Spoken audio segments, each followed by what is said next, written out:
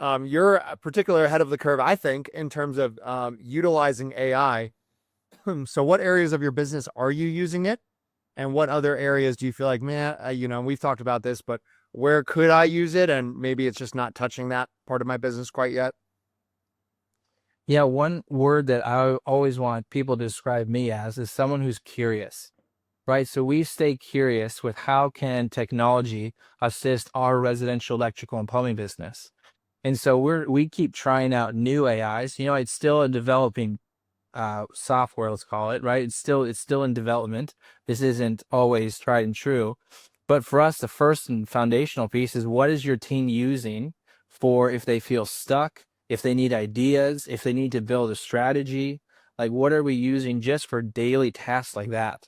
And so that's Mhm. where we utilize ChatGPT. There's Perplexity, which is really great. There's a couple great ones, but we use that. And Mm. like, hey, we're starting a plumbing company. So I go to chat and I say, hey, I'm Mm. starting a plumbing company.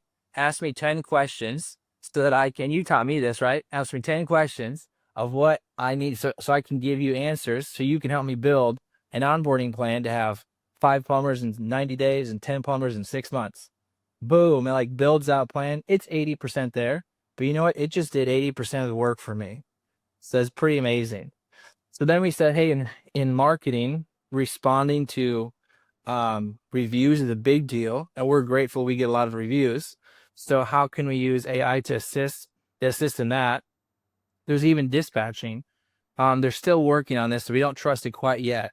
But in Service Titan, the system we use, they have dispatching where it uses their AI, Titan AI, they call it, to say, hey, this guy is closest to this job, or this guy's a good match for this job, and is actually helping us dispatch. Now, we have recently turned that off because they're still working on developing it. But that's Yeah. something we're pretty excited for.